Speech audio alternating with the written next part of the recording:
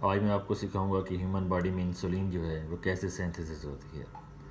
Human body में total 37.6 trillion cells मौजूद हैं और हर सेल जो है उसका एक स्पेसिफिक फंक्शन है और हर सेल जो है वो इंसुलिन को प्रोड्यूस कर रहा होता है। और हर सेल में आप देख सकते हैं जिसमें राइबोसोम्स है, साइटोप्लाज्म है, गोल्गी बॉडीज़ है, एंडोप्लाज्म रेटिकुलम है। तो हर ने अपना फंक्शन परफॉर्म करना है इंसुलिन को बनाने में। सबसे पहले जो है बेसिकली इंसुलिन जो है वो पेंक्रियाज इंसुलिन को जनरेट करता है। पेंक्रियाज दो फंक्शन परफॉर्म करता है। सबसे पहले जो है वो एक तो वो ये करता है कि वो जूस जनरेट करता है जिसकी वजह से आपकी डाइट जो है वो जल्दी डाइजेस्ट हो जाती है। सेकंड पार्ट जो है उसका उसमें आइड्स ऑफ लैंग्रेंज हैं जिसमें वो डिफरेंट सेल्स जो मौजूद होते हैं और वो सेल जो हैं वो सेल डिफरेंट किस्म के हार्मोन जनरेट करते हैं, प्रोटीन जनरेट करते हैं जिसमें अल्फा सेल्स है, बीटा सेल्स हैं और ये इंसुलिन है और बाकी चीज़ें जो हैं वो जनरेट करते हैं। तो आज हम बात करेंगे इंसुलिन। इंसुलिन जो है वो बीटा सेल जो है पेंक्रियाज में मौजूद आइड्स ऑफ लैंग्रेंज जो है उसमें से बीटा सेल जो है वो इंसुलिन को जनरेट करता है। इंसुलिन जो है बीटा सेल जो है बेसिकली तब एक्टिवेट होते हैं जब ह्यूमन बॉडी में ग्लूकोज आती है। उससे पहले ये बिल्कुल इनको स्टिमुलाई मिलती नहीं है।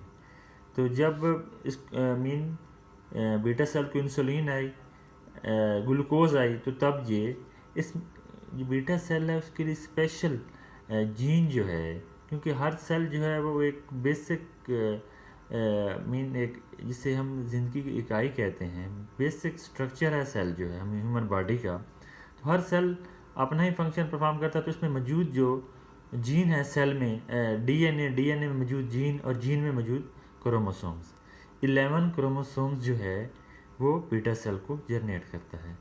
तो जब शुगर आई, ग्लूकोज आई, तो उसने इस जीन को एक्टिवेट किया क्रोमोसोम्स 11 वाले को और फिर डीएनए की ट्रांसलेशन हुई।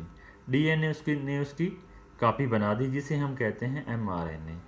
अब ये जो एमआरएनए है, एमआरएनए क्योंकि बेसिक ये होता है कि हर सेल एक तो इन हर सेल में मौजूद जो ऑर्गेनेली है उसने अपनी जो भी प्रोटीन बनानी है उसने अब एक उनका एक मैकेनिज़्म है। सबसे पहले वो काम को शुरू करते हैं, फिर इलांगेट करते हैं यानी कि लंबा करते हैं, फिर टर्मिनेट उस चीज़ को बना के सेपरेट कर देते हैं। फॉर एग्जांपल पहले वो प्रोटीन का काम शुरू करेंगे बनाना, फिर उस प्रोटीन को अपने से अलहदा करने का वो सोचेंगे कि इसमें कौन सी स्ट्रिंग बनानी है और ये वाली चीज़ें। फिर एट द एंड जो है उसकी वेजिकल की फॉर्म में उसको बॉडी में छोड़ देंगे, जो कि गोल्गी बॉडीज़ जो है जिसका काम है कि वो हेडक्वार्टर का काम करती है और पूरी बॉडी में जो भी चीज़ें बन रही होती हैं उनको अपनी जिस जगह पे वो चीज़ को रिक्वायरमेंट होती है उस तक पहुंचा देती है।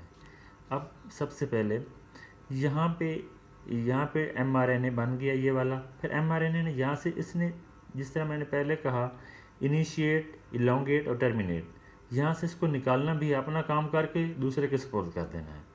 अब इससे न्यूक्लियस पोर जो है इसका उससे इसने इसको निकाल देना है। अब फिर ये आ जाएगा साइटोप्लाज्म। साइटोप्लाज्म बेसिकली सेल में मौजूद लिक्विड होता है जो कि पूरे सेल को स्ट्रक्चर देता है। तो साइटोप्लाज्म 80% वाटर होता है। तो अब साइटोप्लाज्म में राइबोसोम जो हैं इस एमआरएनए के साथ जुड़ जाते हैं सारे।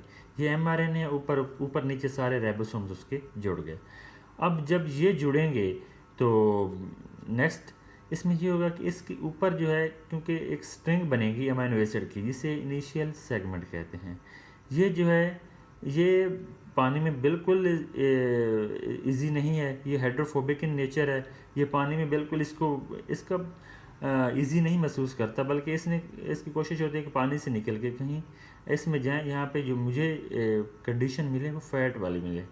तो ये जो ऊपर सेगमेंट बना है इनिशियल सेगमेंट, ये खींच के इसको लेके आता है एंडोप्लाज्म रेटिकुलम में। जब ये इसमें से खींच के लेके आता है तो हर जगह आपको एंजाइम्स मिलेंगे। एंजाइम्स आपके डिफरेंट फंक्शन परफॉर्म करेंगे। तो ये इसको खींच के लेके एंडोप्लाज्म रेटिकुलम में दो एंजाइम्स यूज़ होते हैं।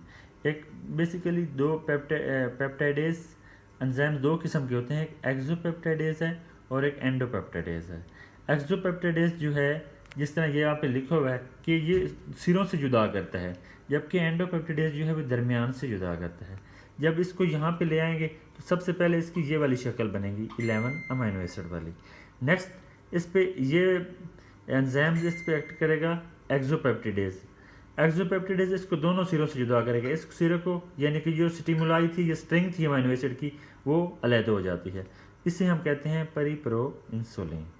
ठीक है, अब हमारे पास ये तीन चेन आ गई, बी चेन, ए चेन और सी चेन। अब इस जब ये सेपरेट हो गया, इसकी ये स्ट्रिंग सेपरेट हो गई या इनिशियल सेगमेंट सेपरेट हो गया, इसे हम फिर कहेंगे प्रो इंसुलिन। अब जिस तरह मैंने पहले बताया, अब उस पहली ऑर्गेनेल ने अपना काम कर दिया, अब दूसरी ये जो राइबोसोम्स वाली, ये साइटोप्लाज्म वाली ने भी कर दिया। अब ये एंडोप्लाज्म रेटिकुलम में आया तो इसने भी अपना काम करना है, जिस तरह लंबा करना और इसको अलहदा कर देना है। अब इसने वेजिकल बनाया और इसको ये प्रो इंसुलिन जो है इसको वेजिकल बनाया और इस साइड में अब इसको सेपरेट कर दिया। अब इसका काम हो गया मुकम्मल। अब ये नेक्स्ट फेज़ में आ जाएगा। नेक्स्ट फेज़ जो है, आखिरी जो फेज़ है वो गोल्जी बॉडीज़ है। गोल्जी बॉडीज़ जो हैं उनका ये वो हेड क्वार्टर का काम करते हैं। जिस तरह अमेज़ोन में एक बड़ी आखिर अमेज़ोन में के जो सेंटर होता है वहाँ पे एक हेड क्वार्टर होता है, यहाँ पे शाम को वो चीज़ें शिपमेंट करते हैं। तो ये इसने शिपमेंट करके चीज़ों को वहाँ पे भेजना है, यहाँ पे उनकी ज़रूरत होती है। तो अब यहाँ पे प्रो इंसुलिन आई, फिर ये गोल्जी बॉडी में इंटर हो गई। यहाँ पे एंडोपेप्टिडेज एंजाइम इस पे एक्ट करेगा। हर जगह पे कोई ना कोई एंजाइम जो है वो रिक्वायर्ड होगा। ये जो है ये इसको यहाँ से लेके यहाँ तक इसको सेपरेट कर देता है। यहाँ तक सेपरेट करेगा तो ये बच जाएगा, ये वाला सिरा ये ऐसे बच जाएगा और ये वाला सिरा ऐसे, और ये जो अलग हो जाएगा सी टार्ग, इसे हम कहते हैं सी पेप्टाइड। और ये अलग हो जाएगा, इसे हम कहते हैं इंसुलिन। ये हो गया हमारा इंसुलिन। अब इंसुलिन जो है वो बेसिकली स्टेबल नहीं होता, इसके लिए तो इसमें गोल्जी बॉडीज में जिंक भी मौजूद होती है जिसको स्टेबल करती है। तो इसमें 2 मालिक्यूल जिंक की होंगे और 6 इंसुलिन की होंगे। तो इससे ये होगा कि ये मालिक्यूल जो है वो इंसुलिन है, इसे हम इंसुलिन कहेंगे, जो कि बिल्कुल स्टेबल है और इसे हम यूज़ कर सकते हैं। तो इसको कहेंगे सी पेप्टाइडेज। इंसुलिन 1921 में इसको सबसे पहले इन्वेंट किया गया था, लेकिन इसको पहले काउ से बॉय और पॉर्न जो है उससे इसको बनाया जाता था। लेकिन बाद में लोगों को ये मसला हुआ, इससे एलर्जिक हुए, तो फिर ये सोचा गया कि इसको रिकॉम्बिनेंट टेक्नोलॉजी के थ्रू बनाया जाए। That's all. Thank you for kind attention.